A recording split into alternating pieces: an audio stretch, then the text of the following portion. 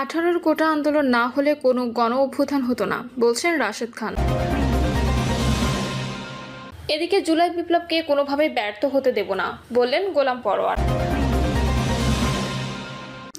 জানাবো পুলিশ কমিশনারের অপসারণ দাবি, উত্তাল খুলনায় কোন পথে যাচ্ছে ছাত্র জনতার আন্দোলন।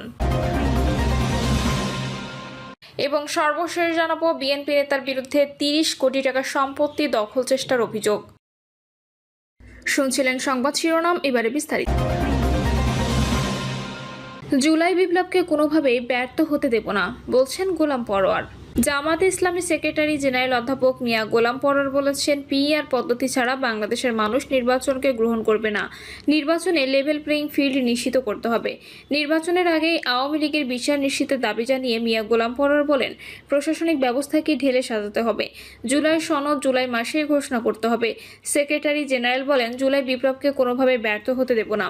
খুনিদের দৃশ্যমান বিচার নিশ্চিত করতে হবে। গণঅভ্যুত্থানে আহত ও নিহতদের অধিকার নিশ্চিত করতে হবে। সরকারের ভেতরে কোনো ফ্যাসিবাদ থাকতে দেওয়া হবে না। তিনি আরও বলেন, আসন্ন নির্বাচন শুধু নির্বাচন নয়, বিপ্লব পরবর্তী জন আকাঙ্ক্ষা প্রতিফলনের মহাসুযোগ। ফ্যাসিস্টদের বিচার ও প্রয়োজনীয় সংস্কারের মাধ্যমে অবাধ, সুষ্ঠু, নিরপেক্ষ ও গ্রহণযোগ্য নির্বাচন গুরুত্বপূর্ণ। প্রধান উপদেষ্টা নির্বাচনের সম্ভাব্য তারিখ ঘোষণার পর ইতোমধ্যে দেশ নির্বাচনী ট্রেনে উঠেছে। প্রার্থীগণ প্রচারণা শুরু করেছে। বিভিন্ন জায়গায় প্রার্থীদের ওপর হামলা, পোস্টার, ব্যানার ছিঁড়ে ফেলার ঘটনা ঘটছে। প্রশাসন নিরপেক্ষ না হলে নির্বাচনকে অবাধ ও সুষ্ঠু করা যাবে না। মিয়া গোলাম পরোয়ার বলেন, কোনো বিশেষ দল বা গোষ্ঠীর প্রতি 18 কোটা আন্দোলন না হলে কোনো গণ অভ্যুত্থান হতো না, বলছেন রাশেদ খান। 18 কোটা সংস্কার আন্দোলন না হলে কোনো গণ অভ্যুত্থান হতো না বলে মন্তব্য করেছেন গণ অধিকার পরিষদের সাধারণ সম্পাদক রাশেদ খান। রাশেদ খান বলেন, 2018 সালের কোটা সংস্কার আন্দোলন না হলে এই দেশে কোনো গণ অভ্যুত্থান হতো না। কিন্তু কোটা সংস্কার আন্দোলন নামটি আর উচ্চারিত হচ্ছে না। মনে হচ্ছে গণ অভ্যুত্থান আসমান থেকে পড়েছে। আজকের দিনে আমি অ্যারেস্ট হয়েছিলাম। এর আগে আমাদের অসংখ্য নেতাকর্মী হামলা শিকার হয়েছে। আমাদের মুক্তির দাবিতে রাজপথে নেমে অসংখ্য শিক্ষার্থী রক্তাক্ত হয়েছে। কিন্তু ইতিহাসকে বিকৃতভাবে উপস্থাপন করা হচ্ছে, এতে অনৈক্য বাড়ছে। গণ অভ্যুত্থানের সব শক্তির ঐক্যের উপর জোর দিয়ে সাবেক এই ছাত্রনেতা বলেন, গণ অভ্যুত্থানে অংশগ্রহণকারী সবার কৃতিত্ব স্বীকার করতে হবে। সবার মধ্যে একতা ধরে রাখতে হবে। ফ্যাসিবাদ বিরোধী শক্তির মধ্যে বিভাজন সৃষ্টি হলে আওয়ামী লীগ ফিরে আসবে। আর হাসিনা যদি ফিরে আসে তবে সকল বিপ্লবীদের ফাঁসিতে ঝুলাবে। তাই আসুন সবার মধ্যে ঐক্য সৃষ্টি করি। নিজেদের মধ্যে সহনশীলতা ছাড়া সেই ঐক্য সম্ভবপর নয়। ঐক্য কেউ একলা চাইলে হবে না, সবার আন্তরিকতা থাকতে হবে। তাহলে নতুন বাংলাদেশ গঠন করা সম্ভবপর হবে, যোগ করেন রাশেদ খান।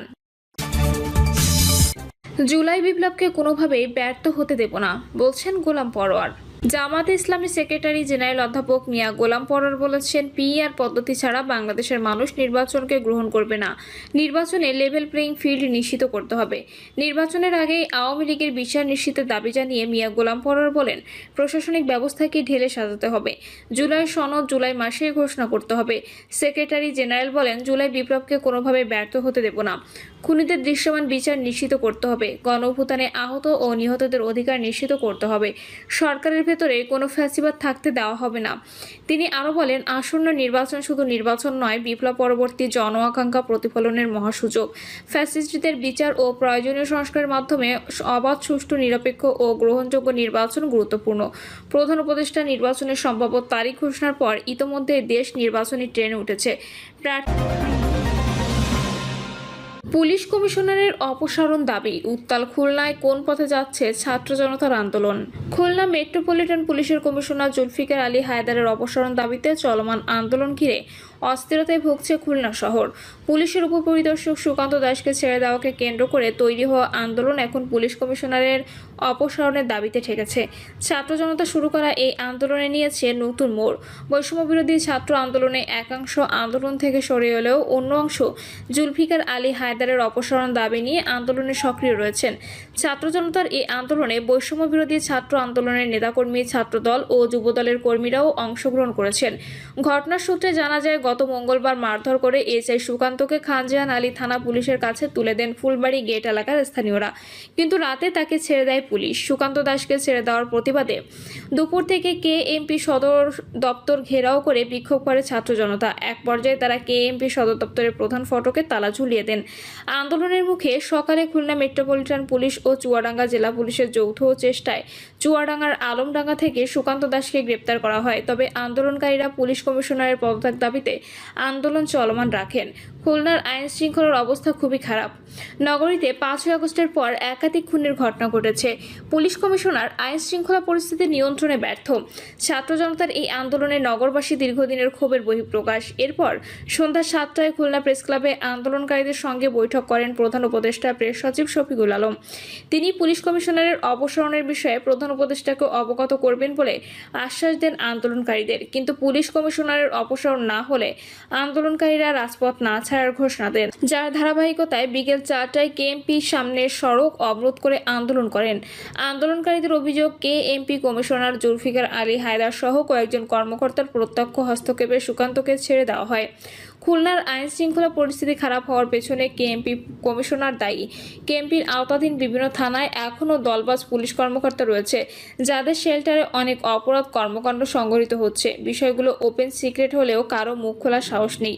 অনিয়মের বিরুদ্ধে কথা বললে হুমকি পর্যন্ত খেতে হয়। পুলিশ সক্রিয় থাকা সত্ত্বেও খুলনায় আওয়ামী লীগের মিছিল হয়েছে। খুলনায় প্রতিনিয়ত হত্যাকাণ্ড ঘটছে। এগুলোই দায় পুলিশ কমিশনার এড়াতে পারেন না। কোনো ব্যক্তিকে টিকিয়ে রাখার জন্য বা নামানোর জন্য আমরা আন্দোলন শুরু করিনি। এসআই সুকান্তকে গ্রেপ্তারের পর আমাদের আন্দোলনের উদ্দেশ্য সফল হওয়ায় আমরা আন্দোলন থেকে সরে আসি। এদিকে জুলাই মাস উপলক্ষে 36 দিনের কর্মপরিকল্পনা ঘোষণা উপলক্ষে সংবাদ সম্মেলনে বৈষম্য বিরোধী ছাত্র আন্দোলনের মহানগর আহ্বায়ক আল শাহরিয়ার লিখিত বক্তব্যে বলেন, কোনো ব্যক্তিকে টিকিয়ে রাখার জন্য বা নামানোর জন্য আমরা আন্দোলন শুরু করিনি। এসআই সুকান্তকে গ্রেপ্তারের পর আমাদের আন্দোলনের উদ্দেশ্য সফল হওয়ায় আমরা আন্দোলন থেকে সরে আসি।